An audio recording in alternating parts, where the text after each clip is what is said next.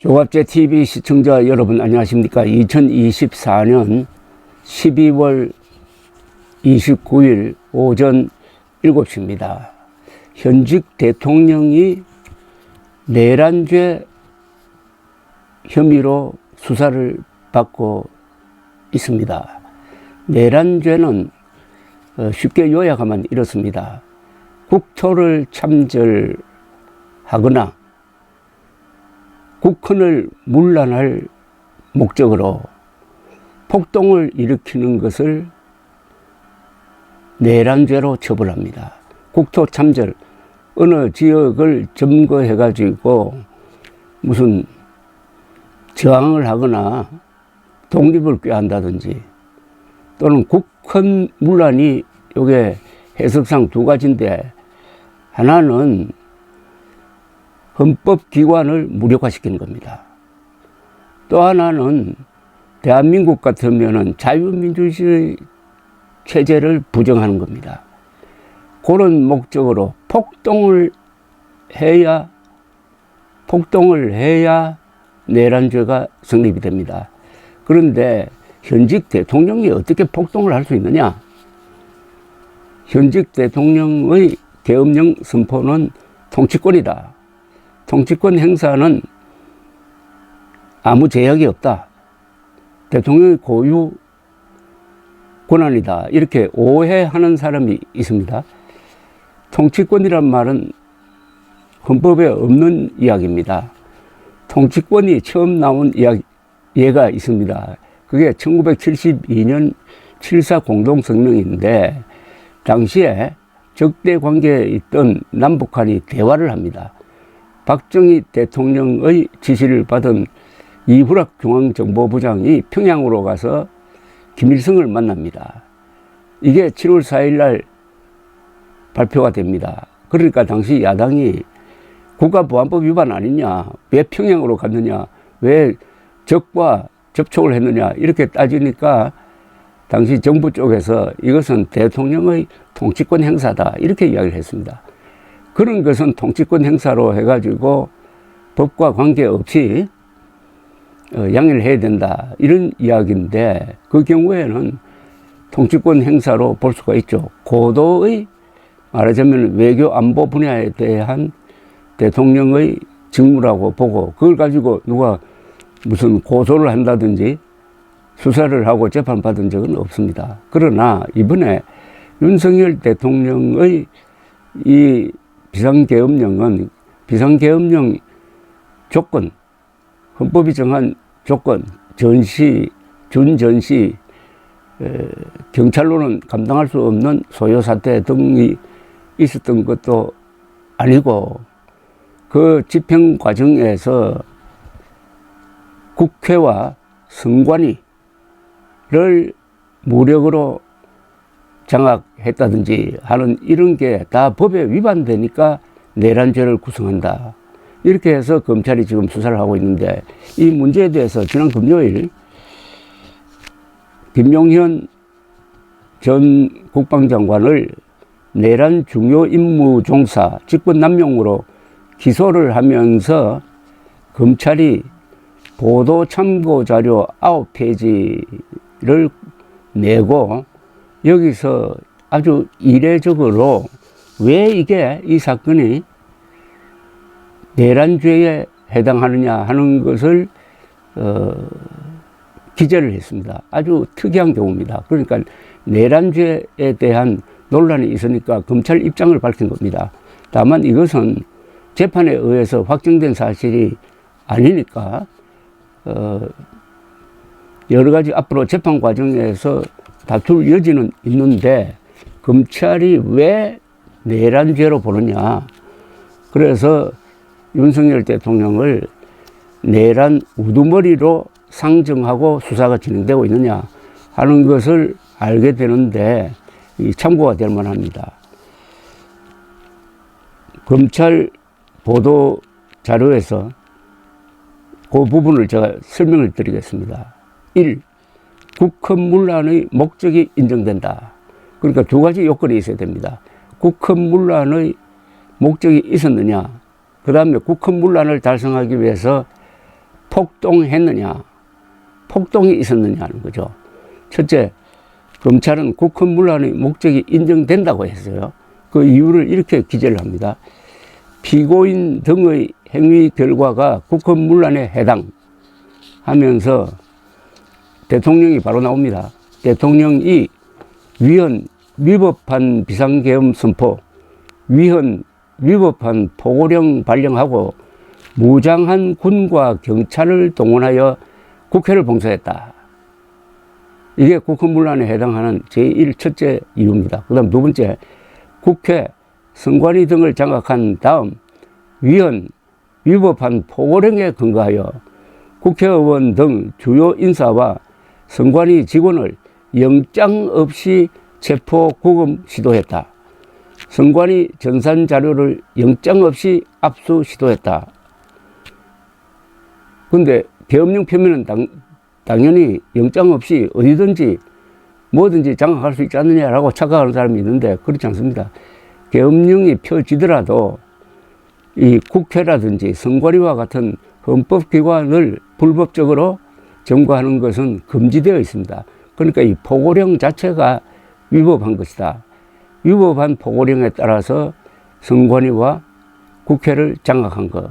이게 국헌문란의 목적이 인정되는 주요 이유입니다. 그리고 세 번째, 군과 경찰을 동원하여 국회의원들의 비상계엄 해제 요구한 의결을 저지하려고 시도하고 국회를 무력화시킨 후 별도의 비상입법기구를 창설하려는 의도를 확인했다. 이게 아주 중요한데요. 여기서 국회를 무력화시킨 후 별도의 비상입법기구를 창설하는 의도가 있었다. 국회를 무력화시킨 다음에는 국회를 해산하느냐? 해산한 다음에 다른 입법기구를 만드느냐? 하는 것에 대해서는 별로 지금 알려진 것이 없는데 이번 검찰이 김용현 전 국방장관을 수사하는 과정에서 이걸 밝혀냈다는 거죠. 그러니까 국민들이 뽑은 국회를 무력화 또는 해산시키는 것은 엄청난 일입니다. 이거는 1972년 유신 선포로 알려진 그 친일 쿠데타 때 국회를 해산시킨 적이 있습니다. 해산시키면 다른 입법기구가 있어야 되는데 그러니까 뭐 적당히 만들어가지고 그런 입법기구를 창설하려는 의도를 확인했다는 겁니다. 이게 앞으로 큰 쟁점이 될 것입니다. 이건 아직은 수사가 미진한 것으로 보입니다. 이번 이 발표에서 나온 가장 중요한 대목입니다. 그 다음 대통령 피고인 등의 행위는 헌법에 의하여 설치된 국가기관인 국회의원, 선관위를 강압하여 그 권능 행사를 불가능하게 한 행위에 해당한다. 피고인 등의 행위가 국헌문란의 결과를 초래할 원인이 될 만한 것에 해당한다.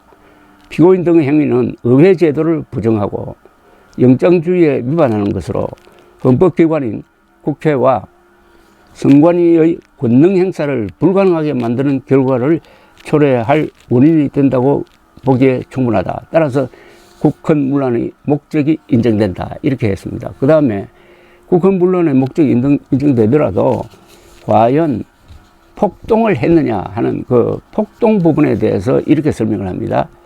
형법상 내란죄의 구성 요건인 폭동에 해당한다. 검찰 의견입니다. 왜 이게 폭동에 해당하느냐? 이렇게 설명을 합니다. 위법한 비상계엄과 포고령에 근거하여 다수의 무장계엄군과 경찰을 동원하여 여의도 국회 민주당사가 있는 곳입니다. 과천 선관위가 있는 곳입니다. 수원 선관위가 있는 곳입니다. 관악구 선관위가 있는 곳입니다. 서대문구 여론조사 꽃이 있는 곳입니다. 일대의 평온을 해했다. 이게 폭동의 조건입니다. 그 다음에 영장주의를 위반하여 국회의원 등의 신체의 자유와 거주 이전의 자유를 침해하려 하고 국회와 선관위의 권능 행사를 불가능하게 하고자 하였으므로 폭동을 일으킨 것에 해당한다. 폭동을 일으킨 것에 해당한다. 그 다음 피고인은 김용현 전 장관입니다. 피고인은 비상계엄 선포 전후에 여인형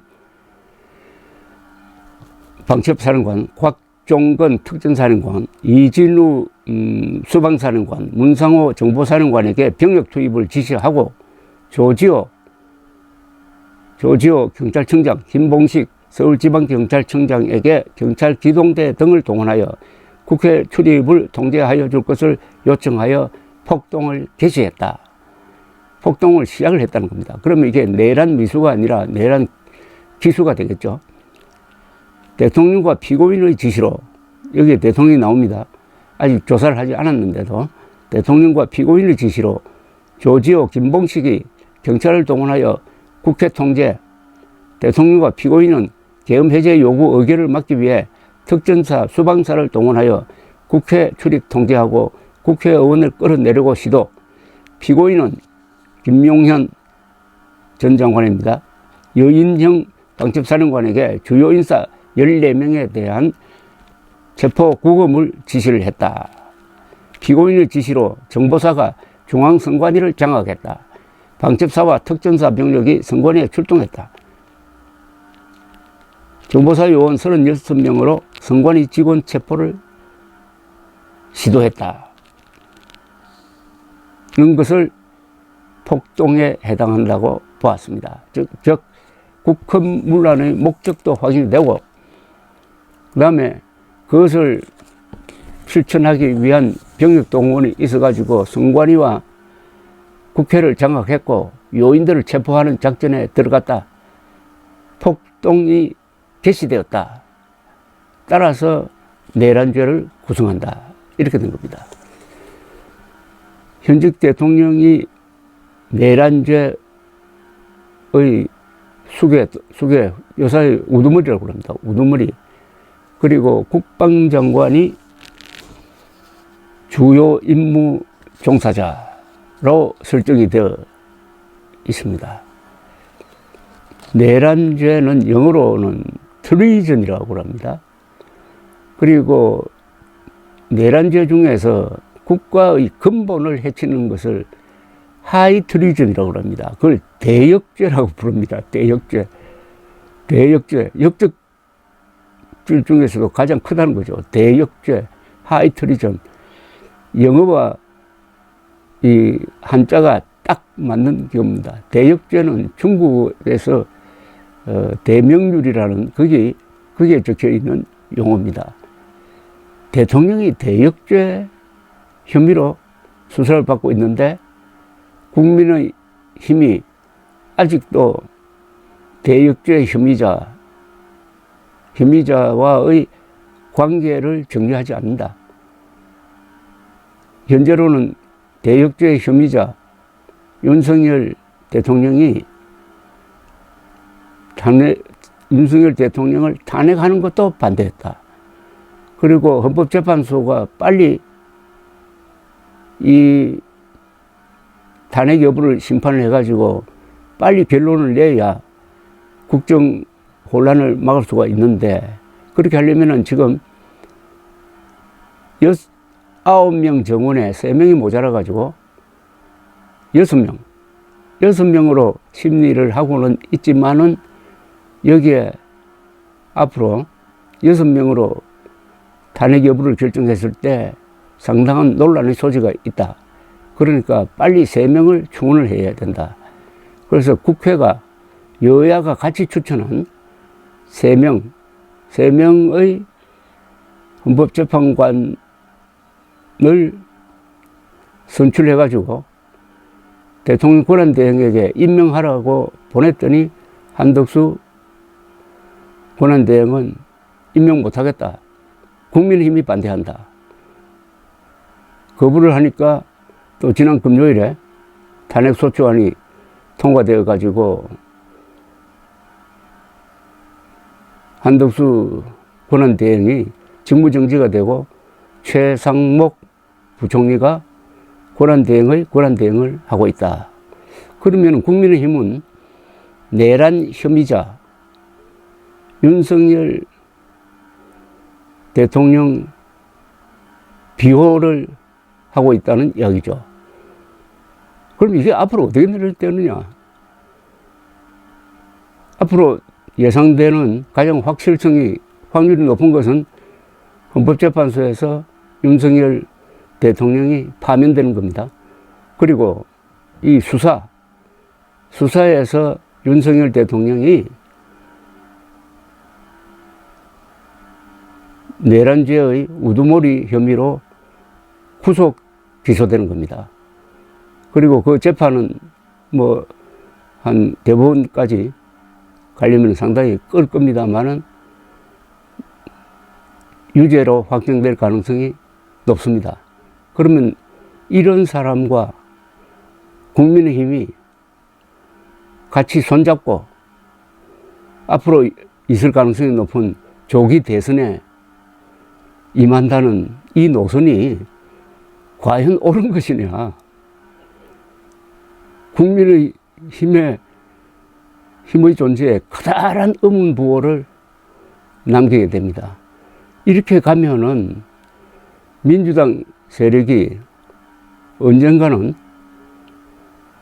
자기들이 정권 잡은 뒤가 될 가능성이 높겠지만은 이 국민의힘을 위헌정당으로 규정을 해가지고 헌법재판소에 정당 해소를 제소할 가능성도 배제할 수가 없습니다. 2014년에 당시 박근혜 정부가 통합진보당을 해산시켜달라고 제소를 해가지고 해산된 전례가 있습니다. 지금 국민의힘은 뭘 하고 있느냐에 대한 거대한 의문부호, 이게 앞으로 한국의 정치판뿐만 아니라 한국의 진로에 큰 영향을 주게 될 것입니다. 윤석열 대통령은 그냥 내가 민주당에 경고하기 위해서 한번 해봤다, 이게 무슨 죄가 되느냐 이런 식으로 나오고 있는데, 검찰이나 민주당은 그렇게 웃고 넘겨 가려고 하지를 않습니다. 이걸 민주당 세력은 이걸 좋은 찬스로 잡아가지고 완전히 국민의힘 세력을 일소하려고 하는데, 거기에서 탈출할 생각을 하지 않고 미련하게 함정에 빠져가지고 지금 허우적거리고 있는 상황입니다. 감사합니다.